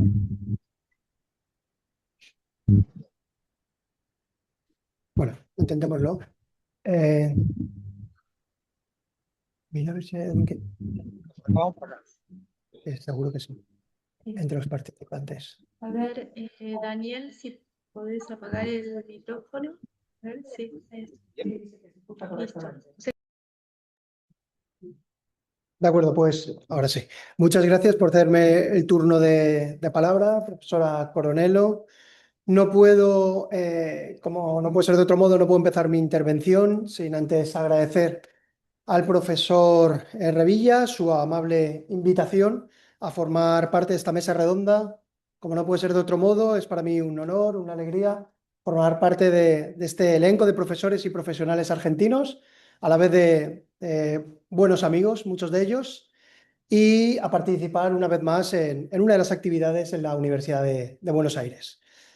Sin más dilación, doy comienzo a mi intervención, que lleva por título Del cumplimiento tributario cooperativo al Compliance by Design hacia una administración tributaria inteligente.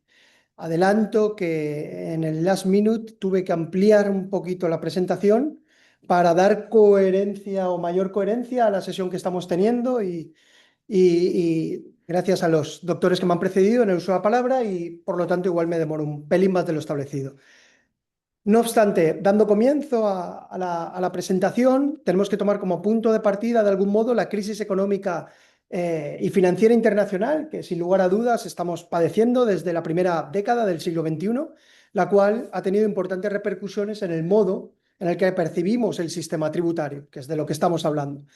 La globalización de la economía y la internacionalización de las empresas ha motivado, sin duda alguna, a que el sistema impositivo pase de ser una cuestión puramente nacional a ser tema, objeto de debate en organismos internacionales, tal y como hemos puesto en manifiesto en el marco del G20 y de la OCDE.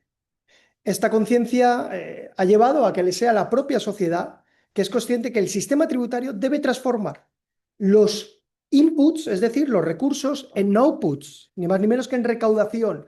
Sin embargo, el problema realmente surge cuando al final la recaudación final no siempre queda correspondida con la recaudación teóricamente fijada por la propia política fiscal de cada estado. De este modo se pone de manifiesto una existencia de ciertos errores, fallos, fraudes o ineficiencias que provocan ese desfase y que puede calificarse como esa brecha fiscal o también término conocido también como tax gap. De modo que esta brecha fiscal es la que ha provocado que el sistema tributario pase a ser una cuestión meramente técnica, alejada de cualquier debate político y social, a ser el centro de grandes debates sociales, incluso éticos, que afecta a los distintos agentes. Como podemos ver, por un lado los gobiernos, que tienen que hacer frente, y lo hemos visto potenciado a raíz del COVID-19, tienen que hacer frente a menores ingresos y mayores costes en el marco del cumplimiento, lo cual socava, sin lugar a dudas, la conducta a la integridad del sistema tributario. Por otro lado, los contribuyentes, que se ven afectados, se ven perjudicados a título individual, dado que cada vez son más conscientes de que la merma de ingresos tributarios provoca que sean estos los que deben asumir mayores costes o mayores tributaciones. Y por otro lado, en el marco del cumplimiento tributario, de algún modo las empresas en un doble sentido. Por un lado, que deben de tener en cuenta ese riesgo reputacional, pero al mismo tiempo se encuentran ante el dilema de que si no aprovechan determinadas oportunidades, tax gaps, tax loopholes, pueden llegar a reducir su carga tributaria, pues pueden encontrarse en una situación de desventaja contra otras empresas que sí lo hacen. De este modo, sin lugar a dudas, surgió un cambio de paradigma, provocado principalmente por las relaciones entre la administración tributaria y los contribuyentes, en la necesidad de plantear nuevos escenarios, y en eso estamos hablando hoy, caracterizados bajo una serie de principios. Supuestamente la voluntariedad, la confianza mutua, el diálogo y la transparencia, la resolución de conflictos de una manera más rápida y menos conflictiva y una reducción, ¿por qué no?, de los costes de cumplimiento fiscal. De manera que, de manera muy breve, para contextualizar estos nuevos modelos de cumplimiento cooperativo, cabe hacer referencia a una serie de actuaciones llevadas a cabo por el Foro de Administraciones Tributarias de la OCDE, incluso mucho antes que el propio Plan de Acción BEPS, puesto que ya cuando se constituyó el foro de la OCDE en 2002, lo hizo con la finalidad de que fuesen los líderes de los estados los que pudieran identificar y desarrollar respuestas estratégicas a estos nuevos desafíos que se estaban planteando, que se comenzaban a plantear de una manera distinta hasta el momento, principalmente con la intención de basarse en los principios de eficiencia, eficacia, equidad y funcionamiento propio de las administraciones tributarias, así como ya se daban cuenta de esa necesidad de reducción de los costes de cumplimiento cooperativo de los contribuyentes, con el objetivo de consensuar esa legislación fiscal. Así, de manera muy breve, simplemente voy a destacar para contextualizar algunas de las reuniones que se llevaron a cabo de manera totalmente con cierta trascendencia. La reunión de 2008 en Los Cabos, donde se puso de manifiesto la necesidad de controlar a los intermediarios fiscales, porque a pesar de ser un elemento necesario para ayudar al contribuyente, también podían ser un medio de conocimiento para promover esa planificación fiscal agresiva de la que hemos hablado y que el Plan de Acción BEPS en 2013 en adelante puso de manifiesto. De manera que muchas de estas reuniones, en el marco en concreto del cumplimiento tributario cooperativo, dieron lugar a muchos informes. Cabe destacar el informe Study into the Tax Roll Intermediaries en 2008, que fue el primero que introdujo el término, en concreto fue Enhanced Relationship, entendido como una relación mejorada. No era un cumplimiento propiamente cooperativo. Eso fue a posteriori, cuando en 2013, en la reunión de Moscú, se elaboró ese informe, ahí sí, Cooperative Compliance, denominado a Framework for Enhanced Relationship to Cooperative Compliance. Este es el informe que por primera vez introduce el término de cumplimiento cooperativo de un modo más exacto, dado que no solo consideraban que denotaba esa relación, de ese proceso de cooperación, esa relación, sino que a su vez demostraba también la finalidad, el cumplimiento, digamos como ese componente esencial de la estrategia general de gestión de riesgos, podemos decir, por parte de las administraciones tributarias. Ahora bien, fue llegado el caso en 2016, en la reunión de Pekín, cuando ya se constituyó, se elaboró el informe que dota el nombre exacto que hoy conocemos como de cumplimiento tributario cooperativo, el informe Cooperative Tax Compliance Building Better Tax Control Framework, que ese es el informe que realmente supone el punto de inicio. Posteriormente ya tuvieron lugar en las reuniones de Santiago de Chile en 2018-2019, donde se centraron en la idea de que el cumplimiento tributario cooperativo no iba a ser suficiente desde una óptica única y exclusivamente doméstica, sino que se requería una coordinación a nivel internacional. Y de ahí, como bien ha explicado la doctora Han, se creó por primera vez se propuso ese International Compliance Assurance Program, que es el ICAT Program, que por primera vez la OCDE en 2018-2019 lo puso de manifiesto. De manera que ahora sí, aquí ya podemos poner de manifiesto este cambio de paradigma. Vemos cómo han evolucionado el concepto de cumplimiento tributario cooperativo. La forma de interrelacionarse entre los agentes se ha visto modificada a consecuencia del modo en que la administración tributaria trata de obtener la información y de controlar a los obligados tributarios.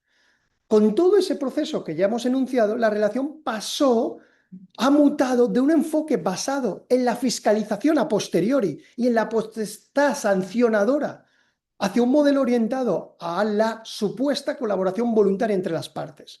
Lo cual, y ahí el objeto de mi intervención, se ha enfatizado en la última época, en especial desde 2020, con la implantación de la denominada Administración Tributaria 3.0. Lo cual la OCDE denominó en 2020 como Compliance by Design, a través del uso de programas informáticos y herramientas propias de inteligencia artificial. De manera que si tenemos en cuenta las distintas etapas que estamos comentando, podríamos identificar 3 puntos de inflexión. En primer lugar, ese primer momento en el que la comunidad internacional, liderada principalmente por los trabajos de la OCDE, reconoció que ante la complejidad de las transacciones transfronterizas y la sofisticación de las estrategias fiscales internacionales, en aras de evitar a esas estrategias de planificación fiscal internacional denominadas a partir de 2012 por la Comisión Europea en primer lugar y 2013 por la OCDE a continuación, denominadas como agresivas, se dio cuenta que requerían un control no única y exclusivamente a posteriori, sino como más importante un control ex ante. Ha sido un modo consensuado, se establecieron mecanismos orientados a mejorar el entendimiento entre las administraciones tributarias y las empresas. Medidas orientadas a un cumplimiento tributario voluntario que definían el suministro de información y la revelación de las estrategias fiscales de forma proactiva como un elemento nuclear. Lo cual, ello, por un lado, la negociación, el punto de inflexión o la situación, si queremos decirlo de una manera más moderna, win-win, era la obligación del contribuyente de que fuese más transparente y facilitase esa información a la administración tributaria. A cambio, supuestamente, vamos a asumir que las administraciones tributarias debían facilitar esa seguridad jurídica y certeza tributaria en el tratamiento de su operativa económica transfronteriza. La segunda de las etapas comenzó sobre todo en el marco del tratamiento inteligente de datos y la implementación de sistemas predictivos.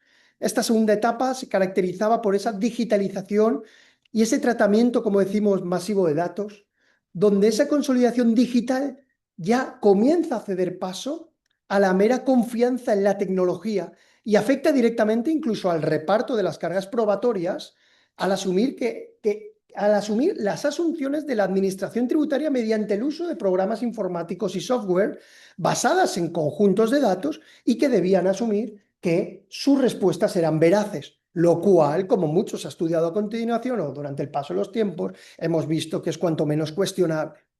Y ahí, con todo, comienza esta tercera etapa de esa relación tributaria entre la administración y los contribuyentes, y que conllevó a la OCDE a proponer esa Administración Tributaria 3.0 denominada como Compliance by Design, donde la propia OCDE acuñó en el informe como la necesidad de configurar una hacienda pública interconectada que va más allá de la mera digitalización de los datos y la presentación electrónica de declaraciones o de suministro de información digitalizada, sino más bien lo identifica como una infraestructura necesaria que se basa en la obtención de datos derivado de las propias transacciones económicas, las propias transacciones de las empresas son las que facilitan esos datos para posteriormente puedan ser analizadas supuestamente bajo los principios de buena administración, eficiencia, en aras de reducir los costes tributarios y obtener un mayor cumplimiento de las obligaciones por parte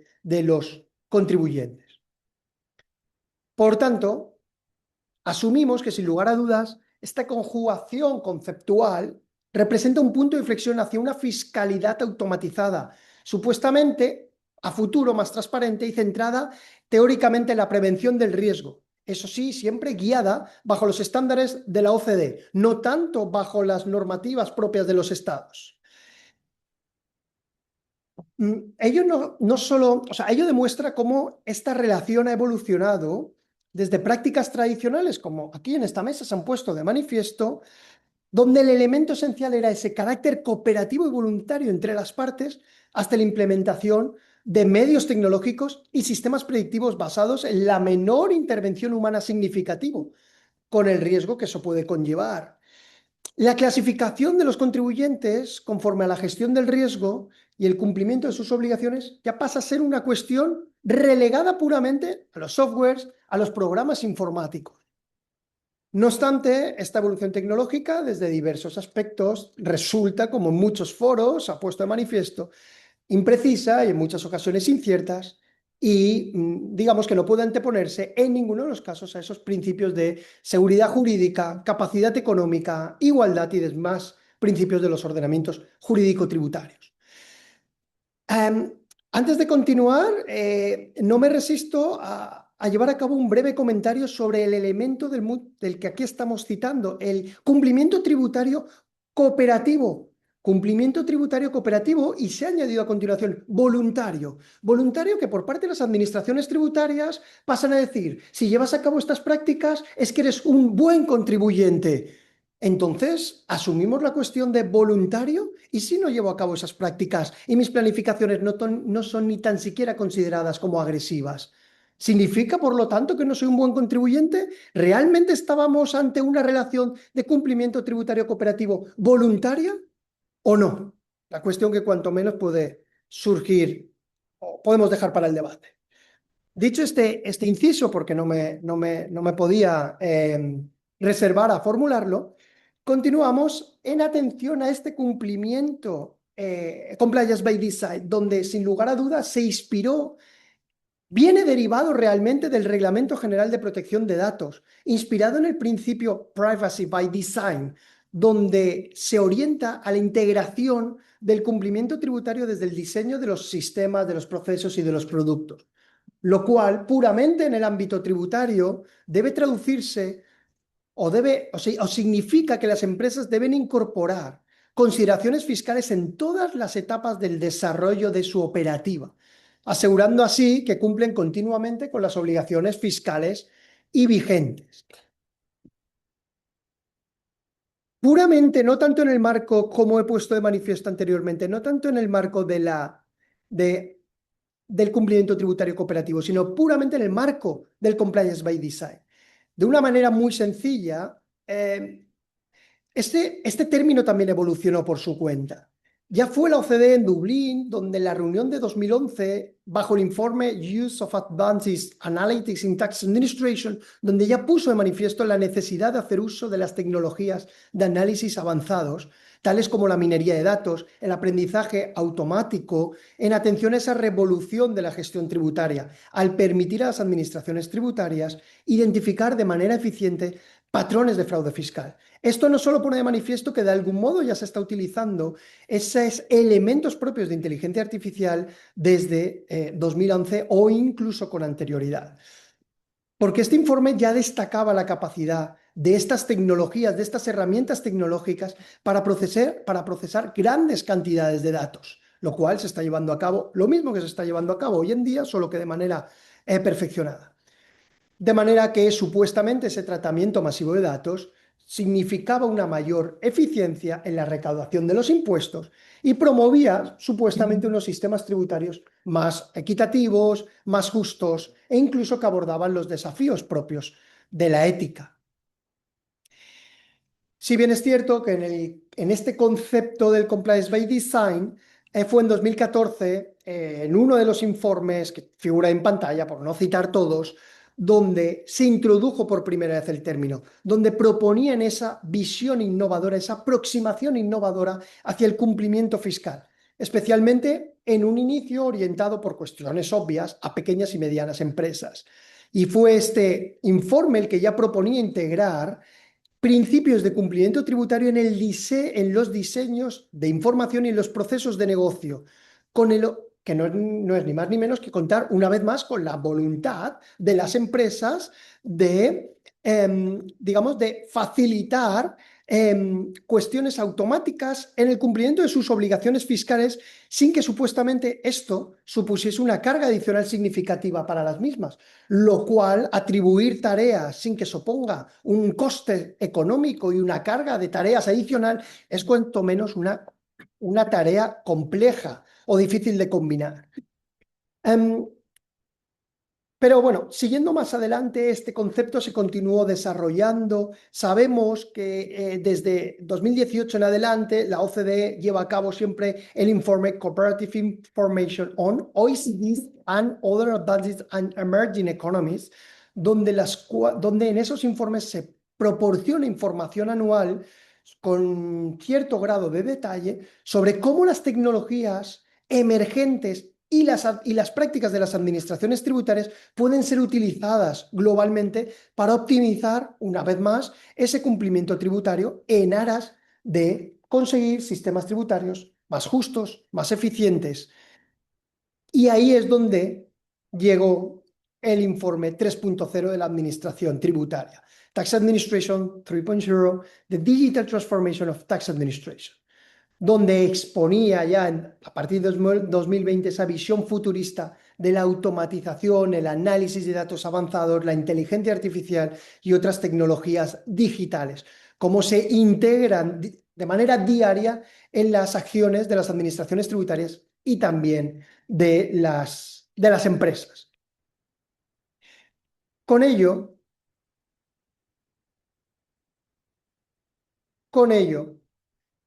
se destacaba este punto de inflexión que supone este informe, el punto de inflexión que se produce en el momento en el que el cumplimiento tributario deja de ser un acto que sucede después de realizar las operaciones transfronterizas correspondientes para convertirse en una ausencia, en una secuencia automática en el proceso de realización de la operatividad económica. Y de este modo supone una reducción de costes administrativos y refuerza, como decimos, esa seguridad jurídica, en tanto en cuanto, por un lado, los contribuyentes deben de conocer con detalle la aplicación de la disposición normativa en vigor, y ello supuestamente es porque en teoría el sistema resulta más fiable y está sujeto a una continua supervisión humana que garantiza, por un lado, la neutralidad de los algoritmos y la ausencia de sesgos discriminatorios, lo cual de alguna manera es contradictorio con el objetivo de mecanizar, digamos, la administración tributaria cuando su máxima es la menor intervención humana posible. Y en este sentido, cabe destacar otros informes, porque este informe es de 2020, que se han llevado a cabo y que ya no voy a citar, hasta el año 2024, donde se ha ido valorando de qué manera la administración tributaria 3.0, que supone esa nueva administración, resulta viable de aplicar. Luego, por último, expondré algunos de los casos en los que la Administración Tributaria Española ha hecho uso del mismo, pero llevamos desde 2020 con esta cuestión y no parece que realmente sea sencilla, cuanto menos. Ahora bien, de una manera coherente, si estamos hablando de una administración tributaria 3.0 es porque ha existido la administración tributaria 1.0 y 2.0. Para no repetir mis comentarios, simplemente diremos que la administración 1.0 era ese cumplimiento, esos inicios de 2008 en adelante, el cumplimiento tributario cooperativo voluntario, y la 2.0 es cuando se comenzaron a implementar algunas de las técnicas digitales, pero sin demasiado éxito, hasta que llegó, como hemos puesto de manifiesto, ese 3.0 a partir de 2020. De manera que a la OCDE le preocupa cada vez más esa mecanización de la administración tributaria. Podemos fijarnos como todo va en aras de la OCDE.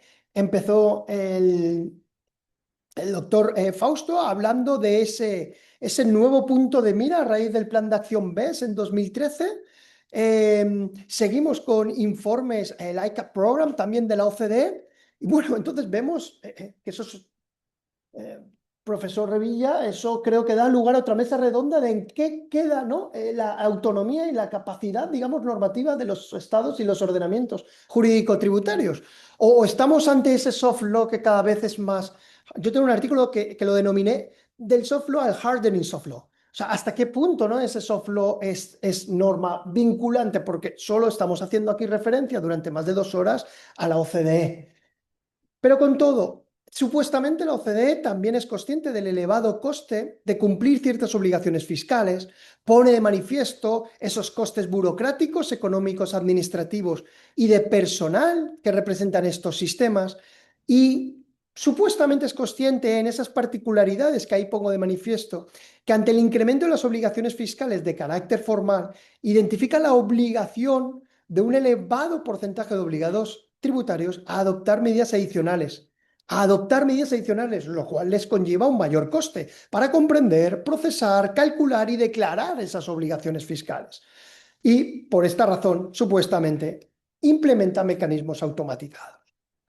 El informe o esta nueva era de que hacia ahí vamos, de esta administración tributaria digitalizada o electrónica, diría yo, o basada en inteligencia artificial, que va un poco más allá, también es consciente de que hay dificultades que no quedan limitadas a las funciones del contribuyente.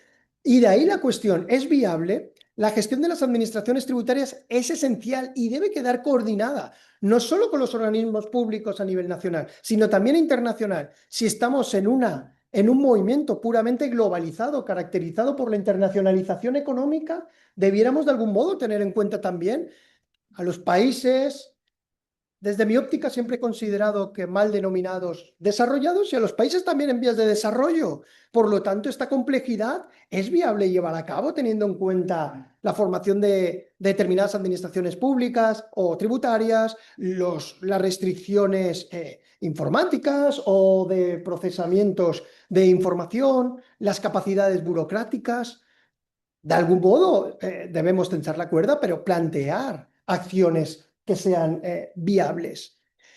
Con todo, sí que es cierto que de una manera, no sé si utópica, idílica o realista, conllevaría beneficios para las partes. Por un lado, la administración tributaria obviamente tendría acceso directo a información verídica a tiempo real de los contribuyentes, de las empresas, y aunque empezó haciendo pruebas con pequeñas y medianas empresas, obviamente vamos hacia las grandes empresas, grandes corporaciones. Y por otro lado, supuestamente los beneficios podrían derivar en los contribuyentes en que implicaría una disminución de las duplicidades, disminución de los errores humanos, reducir drásticamente los costes de cumplimiento, puesto que teóricamente la autoliquidación dejaría de ser un mero ejercicio manual para convertirse en un proceso automatizado como resultado de las transacciones realizadas diariamente. Ahora bien, para ir finalizando, no podemos omitir que lleva riesgos, como ya estamos poniendo de manifiesto, que no pueden omitirse. Todo esto debe ser estudiado con minuciosidad para evitar vulneraciones a los derechos y garantías de los contribuyentes. Por supuesto. También la programación de las normas debe someterse a un estricto control y a una supervisión continua mediante auditorías internas y externas que garanticen una neutralidad algorítmica, una ausencia de sesgos discriminatorios y que garanticen cierto grado de precisión normativa. Y el contribuyente, a su vez, tiene también derecho a conocer la lógica aplicada y tener la capacidad de impugnar decisiones puramente automatizadas que injustificadamente le puedan perjudicar. Y aquí muchos de los ponentes y miembros que están en esta sala sabe de lo que hablamos y sabe de las dificultades que existen cuando frente a los derechos y frente al cumplimiento de los derechos y garantías de los contribuyentes cuando se enfrentan a decisiones administrativas puramente automatizadas. De manera que, para finalizar, bien, esta administración tributaria 3.0 no deja de presentar complejidades para su consecución. Requiere integrar sistemas y procesos donde todos los agentes intervengan entre ellos a nivel doméstico e internacional, donde intervenga el sector público y el sector privado y donde intervengan a nivel internacional bajo una estructura de gobernanza que aúne a todos estos organismos. Deben identificar, por lo tanto, los actores protagonistas de cada jurisdicción y resulta imprescindible articular estrategias y marcos de rendición de cuentas en relación con esa cooperación pública y privada. Modelos, en última instancia, que garanticen esa participación sostenible y procedimientos que involucren a todos los agentes sociales.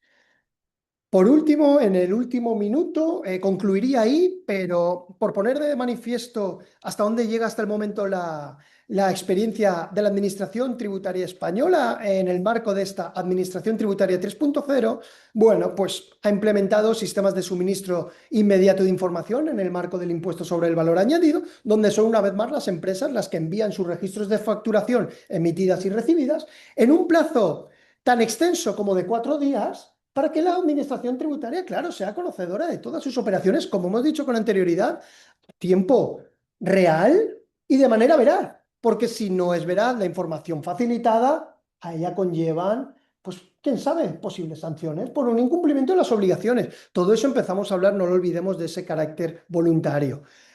Luego, propuestas en las declaraciones del IRPF, principalmente, ¿no?, en la persona física, donde teóricamente, derivado del pago de nóminas, de las cuentas, de los registros de los inmuebles, es decir, un poquito de la vida de cada uno de nosotros, para que directamente la liquidación del IRPF no te suponga ningún problema, tú simplemente tengas que aceptar. Ya previamente el sistema tan basado en tecnología informatizado se ha preocupado de hacer la declaración por ti.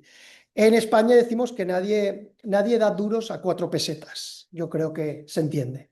Y bueno, toda esta explotación de información masiva basada en estas herramientas Big Data y Machine Learning para cuanto menos analizar volúmenes masivos de información, no queda ni más ni menos que puesta de entredicho frente a las garantías por último, de los derechos y garantías de los contribuyentes, pero también se ponen de manifiesto otras cuestiones en atención a los derechos de la propia ciudadanía en general. Por último, como no puede ser de otro modo, muchas gracias por su atención y no puedo terminar sin antes agradecer una vez más la amabilidad del profesor Revilla por invitarme a formar parte de esta actividad en la magnífica y querida Universidad de Buenos Aires. Muchas gracias.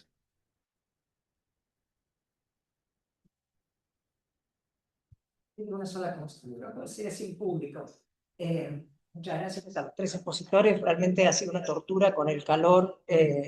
Nos sometimos a una prueba cardíaca y han salido exitosos. Yo todo lo que dijo el doctor Pedrosa respecto de pero me encantaría que lo aplicara la comisión arbitral. Después te explicamos, Carlos, a qué se refiere esto.